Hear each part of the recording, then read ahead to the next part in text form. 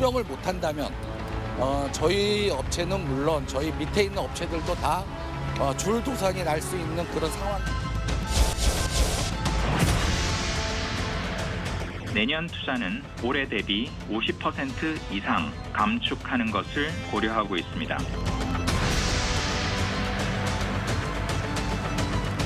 우리를 둘러싼 대내외 여건은 매우 어렵습니다.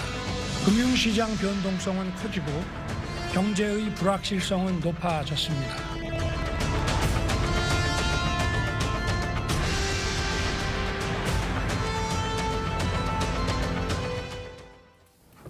전해드린 대로 윤석열 대통령이 오늘 비상경제민생회의를 80분간 생중계로 주재합니다. 네, 그만큼 국내 경제 상황 비상이다라는 이야기일 텐데요. 부부 경제학자이신 석병훈 이화여대 경제학과 부교수, 유혜미 한양대 경제금융학부 교수와 함께 자세한 내용 짚어보도록 하겠습니다. 안녕하세요. 안녕하세요.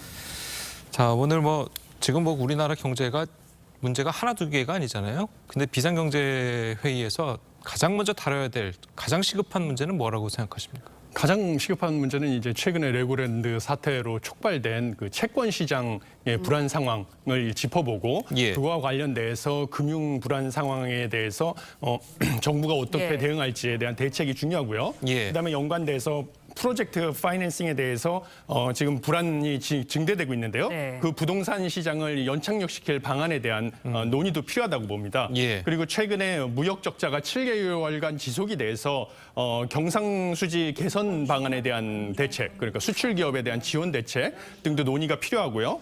지금은 이제 인플레이션 억제에 대해서 정책이 집중돼 있는데요. 예. 장기적으로 봤을 때는 우리나라 그 신성장 동력을 어떻게 이제 확보해야 되는지에 대한 대책도 논의할 필요가 있다고 생각하고 있습니다. 예. 네, 이번 비상경제민생회의 이례적으로 80분 동안 대본 없이 난상토론 형식으로 진행이 되고 생중계가 될 예정이거든요. 시장에 좀 안정적인 영향을 줄 수 있을까요? 어떻게 보시나요? 그 시장이 어떤 시그널을 줄지는 사실은 그 적절한 분야에 적절한 대책이 발표되는지 여부에 달려 있을 텐데요. 우리가 이제 리즈 트러스 총리에 의해서 보듯이 영국에서도 설익은 대책을 발표해가지고 시장에 큰 혼란을 일으킨 경우가 있었거든요. 그래서 어떤 분야든지 간에 지금 필요하다고 말씀하신 석병 교수님께서 말씀하신 분야에 대해서 적절한 대책이 그리고 설익은 대책이 아닌 아주 신중하게 설계된 대책이 나와야 시장에 이제 비로소 안정을 줄 수 있다고 생각하고 있습니다. 예.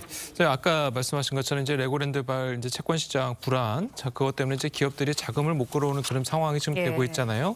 자 그것 때문에 아까 우리가 영상에서 보셨듯이 아래에 있는 건설업체라든지 이런 것들이 이제 자금이 수급이 안 되면 줄도산 위기에 처하고 있다는 이제 상황이거든요. 자 그렇게 되면 이 채권 시장 불안을 과연 어떤 방식으로 해소를 할 수 있을까도 오늘 이제 회의에서 내용이 이제 나올 수도 있고 안 나올 수도 있지만 교수님 보시기에는 어떻게 좀 판단을 해야 된다고 보십니까? 일단은 최근에 이제 50조 원 플러스 알파라는 대책이 발표가 됐었는데요. 예. 그 대책으로 인해서 일단 급한 불은 껐다라고 이제 판단이 됩니다. 예. 일례로 이제 어제 보면 이제 채권 시장에 외국인 투자 자금이 유입이 됐고요. 그리고 이제 국고채 3년물과 10년물 금리가 이제 하락을 했습니다. 그래서 이제 채권 시장의 그 패닉 상태가 약간 이제 진정이 된 조짐을 보였습니다.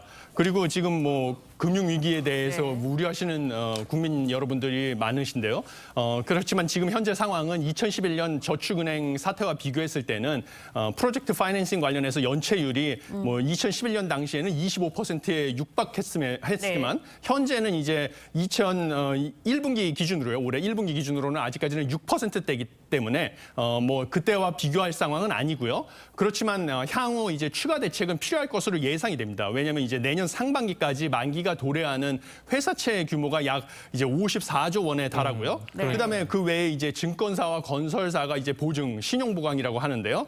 프로젝트 파이낸싱 자산 유동화 증권 만기 도래하는 물량이 약 90조 원에 달하기 때문에 물론 그게 다 이제 차환 발행에 실패를 해가지고 정부가 지원을 해줄 필요가 있는 것은 아니고요. 일부가 이제 그럴 위험이 있는 것인데요. 향후 추이를 지켜보면서 50조 원 플러스 알파의 추가 대책이 필요할 수도 있다. 이런 생각을 하고 있습니다. 알겠습니다. 네, 이번에는 국내 기업들 상황도 좀 살펴보도록 하겠습니다. 앞서서 저희가 리포트로도 전해드렸는데 경기 침체로 인해서 주요 기업들 3분기 실적이 줄줄이 하락세를 보였거든요. 어닝 쇼크를 기록했어요. 예, 그렇습니다. 그 어저께 이제 그런 뉴스가 많이 나왔었는데요. 예. SK 하이닉스 우리나라 이제 반도체 2위 기업이죠. 이 SK 하이닉스도 뭐 영업이익이 굉장히 크게 줄었다는 그런 뉴스가 발표가 됐고요. 네. LG 디스플레이도 역시나 굉장히 이제 유명한 기업인데 대기업인데 이 기업도 2분기 연속 영업 이익이 적자가 났고요. 예. 그다음에 이제 아주 사상 최악의 영업 손실을 기록을 했습니다. 여기에 이제 오늘 삼성전자도 발표를 할 텐데 삼성전자도 영업이익이 30% 정도 줄어들 것으로 발표가 예상이 되면서 사실 기업 실적이 굉장히 안 좋아서 어닝 쇼크로 주식시장에 굉장히 악영향을 주고 있는 상황입니다. 예. 자, 그래서일까요? 뭐 아까 저희가 이제 뭐 그 예. 영상에서 녹취로 이제 컨퍼런스 콜에서 이제 사장이 내년도 50% 이제 투자를 줄이겠다라는 이야기가 나왔거든요. 50% 투자 줄이는 건 좀 어마어마한 숫자 아닙니까? 예, 그렇습니다. 이렇게 일단 투자를 줄이게 되면요. 예. 여러 가지 단기적인 효과, 그다음에 중장기적인 효과를 생각해 볼 수가 있는데요. 단기적으로는 일단은 총수요가 한국 경제 내에서 총수요가 줄어드는 효과가 있어서 물가 상승을 억제하는 효과는 있습니다.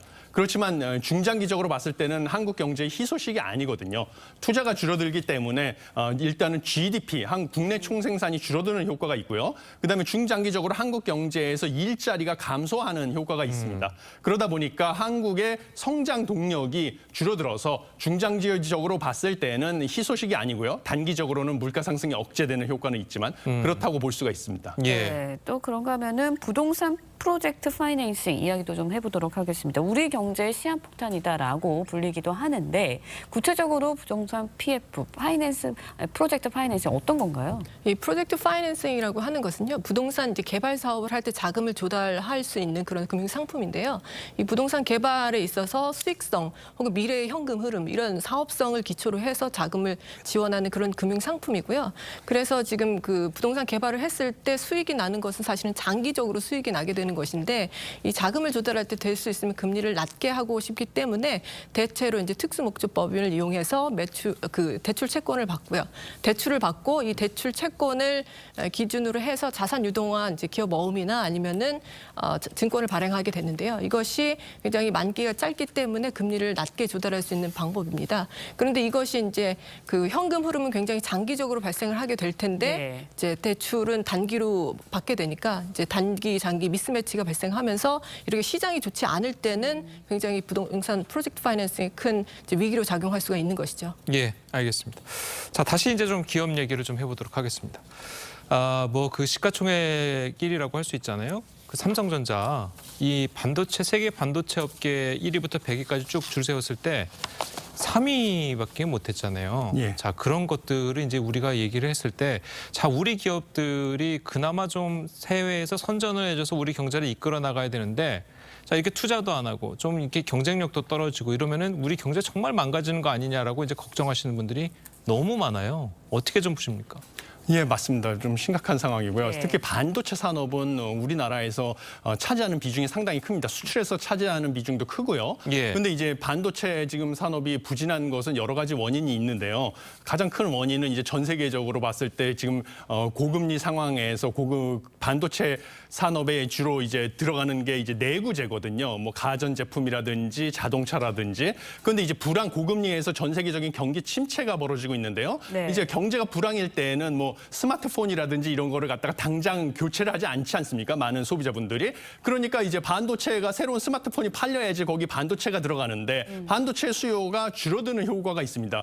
이에 더해서 삼성전자 같은 경우는 미국에서도 최근에 뭐 반도체 산업 육성법이다 이런 것을 바이든 대통령이 서명을 했는데 예. 그 말은 즉슨 미국의 반도체 산업에 투자를 하게 되면 공장을 건설하면 25% 세액 감면을 해주는 거거든요. 네. 이런 식으로 파격적인 대책을 지원을 해주는데요, 정부가. 반면에 이제 우리나라는 상대적으로 그런 반도체 기업에 대해서 지원이 약하다고 지금 볼 수가 있습니다. 그게 바로 수익성을 악화시킨 주요 원인이고요. 똑같이 어려운 경기 침체 상황에서. 그래서 이제 지금 뭐 인플레이션 때문에 감세 정책에는 저도 올해와 내년에는 인플레이션과의 전쟁이 중요해서 감세 정책에는 대규모 감세에는 반대하는 입장이지만 그래도 이제 뭐 법인세 최고세율 인하 정책 같은 경우는 국내에서 특히 그 청년들의 취업 취업의 기회를 많이 만드는 회사는 대기업이다라는 선행 연구 결과도 있습니다. 그리고 최근에 이제 미국의 아메리칸 이코노믹 리뷰라는 탑 저널에서도 법인세와 같은 기업의 투자 비용을 줄이는 정책이 일자리를 늘린다라는 연구 결과들이 있거든요. 이거를 바탕으로 봤을 때 감세를 할 경우에는 이제 최고세율, 법인세 최고세율을 인하하는 감세 같은 경우는 청년 일자리를 늘리는 거 효과가 있어서 저는 찬성하는 입장. 그런 이제 수출 경쟁력 강화 이런 측면에서도 바람직하다. 그래서 이제 반도체 기업을 지원하기 위해서 법인세 최고세율 인하 같은 정책은 지금 추진할 필요가 있다라는 생각을 하고 있습니다. 네. 그런데 내년에는 더 상황이 악화될 수도 있다라는 전망이 나오고 있거든요. 어떻습니까? 예, 반도체 관련해서 지금 반도체는 이제 사이클을 따라서 돌고 있는데요. 이 반도체 시장이 내년까지도 이렇게 좋지 않을 것으로 예상이 되고요. 그다음에 글로벌 경기 둔화가 내년에는 더 이제 침체가 심화될 것이기 때문에 이것으로 인해서 반도체 수요가 내년까지도 크게 좋지 않을 것으로 생각됩니다. 이것이 SK 하이닉스가 최근에 이제 설비 투자를 줄이겠다고 발표한 원인이 되기도 했는데요. 그런데 이제 삼성 같은 경우는 어떻게 할지 이제 귀추가 주목되고 있는 상황입니다. 예, 알겠습니다. 자, 오늘 두 분 말씀은 여기까지 듣겠습니다. 잘 들었습니다. 고맙습니다. 고맙습니다.